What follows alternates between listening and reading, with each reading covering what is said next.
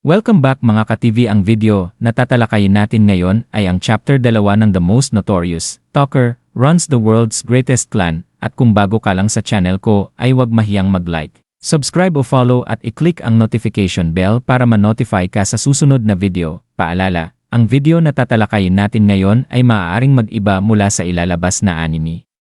Hindi ko inaangkin ang mga drawing o anumang materyales na ipapakita. Ang layunin ko ay magpakita ng suporta at magbigay ng impormasyon tungkol dito. Ang lahat ng kredito ay nananatili sa mga orihinal na may-ari. Maraming salamat. Si Noel at ang grupo niya, ang Blue Beyond, ay nasa masiglang kabisera ng Imperyong Werunant. Ang Ettore. Ang lungsod ay may marangyang karwahe, mga airship, at ang iba't ibang klase ng tao na nakatira roon. Sa gitna ng mga tao, nanatiling nakatuon si Noel sa kanyang misyon, ang maging pinakamalakas na seeker, sa pamamagitan ng paghahanap ng mga malalakas na kakampi at pamumuno sa kanila ng mahusay. Iniisip ni Noel na bagamat maaaring imposible ang maging pinakamalakas na individual, ang pagkakaroon ng isang malakas na koponan ay magbibigay daan sa kanya upang makamit ang kanyang mga layunin. Iniisip niya ang komposisyon ng grupo: si Lyod, isang swordsman; si Walter, isang mandirigma; si Tanya, isang manggagamot; at siya mismo, isang talker. Kahit pa ang pagiging talker ay madalas minamaliit dahil sa kakulangan ng kakayahang direktang makipaglaban. Nakikita ni Noel na ang kanyang tungkulin ay mahalaga para sa pagsuporta at pamumuno sa grupo. Pagdating nila, nagkaroon agad sila ng mapanganib na misyon. Ang kahilingan ay ang sugpuin ang mga lesser vampire at linisin ang isang lumang minahan sa kanluran na naging isang abyss. Ang abyss ay isang mapanganib na pangyayari kung saan nagiging konektado ang kanilang mundo sa void, isang nakatagong lugar na puno ng mga halimaw. Hanggat hindi nasusugpo ang pangunahing halimaw, patuloy na lumalawak ang abyss at nagdudulot ng panganib sa lahat ng malapit dito. Ang mga seeker, gaya ng grupo ni Noel, ay naglalagay ng kanilang buhay sa panganib upang pigilan ang mga banta tulad nito. Bagaman ang misyon ay para sa mga mas bihasa at mas mataas ang ranggo na seeker, tinanggap ito ng Blue Beyond bilang isang pagkakataon upang lumakas at makilala. Puno ng pag-asa ang biyahe papunta sa minahan. Si Noel, dahil sa pagiging pinakabata at may pinakamababang ranggo, ay hindi opisyal na leader. Si Lyod ang kasalukuyang namumuno. Ngunit nakikita ni Noel ang misyong ito bilang isang pagkakataon upang ipakita ang kanyang kakayahan at makamit ang posisyon ng pagiging leader sa hinaharap. Kahit madalas minamaliit ang pagiging talker, alam ni Noel na ang halaga niya ay nasa pamumuno, pagbibigay ng mga utos, at pagpapalakas ng kanyang koponan upang makipaglaban bilang isang nagkakaisang grupo. Pagdating nila sa minahan, sinalubong sila ng mga lesser vampire. Ang mga nilalang na ito, hindi tulad ng mas makapangyarihang mga vampire, ay walang kakayahang gumamit ng mga mahiwagang kasanayan, ngunit nagtataglay ng matinding lakas at mataas na kakayahang magparami na agad na lumilikha ng mga alagad. Ganap na alam ni Noel ang kanilang mga kakayahan, kaya't binalaan niya ang kanyang grupo na huwag hayaang palibutan sila. Agad siyang nagbigay ng mga utos, si Tanya para magbigay ng suporta sa likod, at sina Lyod at Walter para tumutok sa pagharang sa mga kalaban. Ang mga lesser vampire ay napatunayang malalakas, lalo na dahil sa kanilang kakayahang magpagaling, na maaari silang mabuhay muli maliban na lamang kung mapugutan ng ulo. Habang tumatagal ang laban, iminungkahi ni Walter na ituon na lamang ang kanilang lakas sa pangunahing katawan ng mga vampire. Alam niyang kapag natalo ang pangunahing vampire, mawawala na rin ang mga alagad nito. Ngunit sinabi ni Noel na dahil sa kanilang si-rank na estado, kailangan nilang mag-ingat.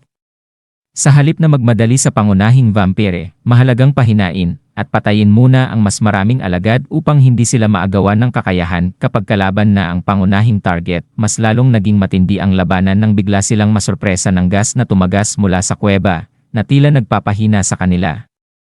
Si Noel, na nagsisilbing command center ng kanyang grupo, ay nahirapang magbigay ng mga utos dahil sa epekto ng gas sa kanya. Sina Lyod, Walter, at Tanya ay nagsimulang mahirapan nang wala si Noel upang magbigay ng mga buff at pamumuno. Naramdaman nila ang hirap ng laban nang wala ang kanilang command tower. Sa pagkabigo, sinigawan ni Walter si Noel na bumangon at magpatuloy sa pagbibigay ng mga utos bilang isang talker, na nag-udyok kay Noel na lampasan ang kanyang limitasyon. Naalala ni Noel ang mga sinabi ng kanyang lolo, na minsang sinabi sa kanya na ang pagiging isang taong hindi kayang maliitin ay maaaring lampas sa kanyang kakayahan. Dahil dito, bumangon si Noel, tumangging maliitin, at determinadong patunayan ang kanyang halaga bilang isang talker. Ginamit niya ang kanyang deploy tactics na kasanayan na nagpapataas ng bisa ng mga aksyon ng kanyang grupo ng 25% na nagpapahintulot kina Lloyd at Walter na makaiwas sa range tentacle attack mula sa pangunahing katawan.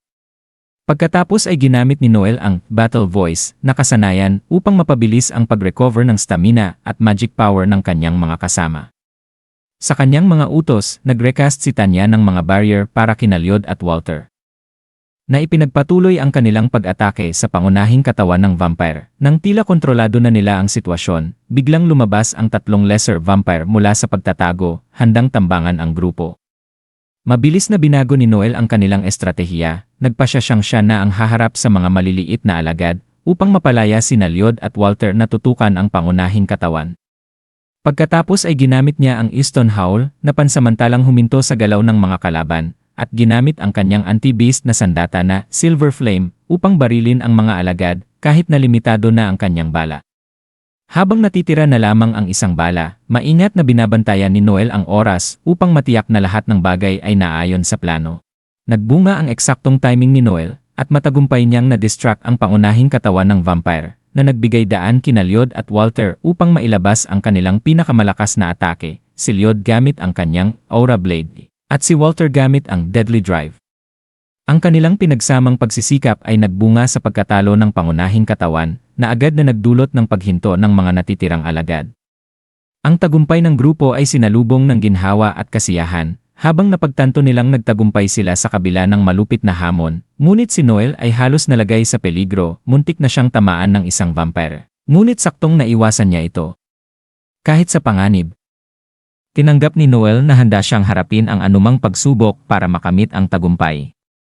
Pagkatapos ay ginamit niya ang kanyang pinakamakapangyarihang kasanayan, ang Assault Command, na nagpapataas ng kapangyarihan ng kanyang mga kasama, ngunit nag-iiwan sa kanila ng kawalan ng kakayahang kumilos pansamantala.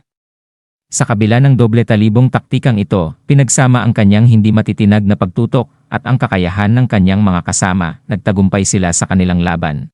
Pagkatapos ng laban, pinag-isipan ni Noel ang laban at ipinagmamalaki kung gaano siya lumago. Alam niyang hindi na siya ang dating Noel na walang magawa. Bagaman ang pagiging isang talker ay maaaring nakikita bilang mahina ng iba, naniniwala si Noel sa lakas ng kanyang papel, ipinakita niya sa kanyang mga kasama ang kahalagahan ng isang talker sa laban. Sina Lloyd, Walter, at Tanya ay kinikilala ang mga kontribusyon ni Noel sa kani-kanilang paraan, kasama si Tanya na nagpapakita ng pag-aalala, at si Walter na nagpahayag ng kumpiyansa sa kakayahan ni Noel.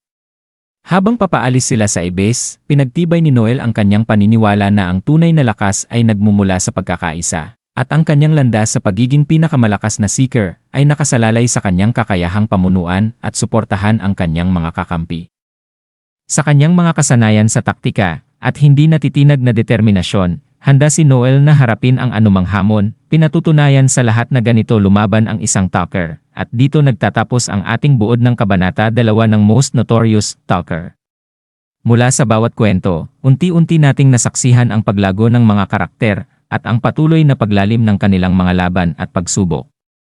Habang bawat yugto ay nagbibigay ng mas maraming tanong at sagot, nasasabik tayong makita kung ano ang susunod na mangyayari. Hanggang sa muli, sabay-sabay nating abangan ang susunod na kabanata ng kwentong ito, handa na sa mga bagong emosyon at laban na darating.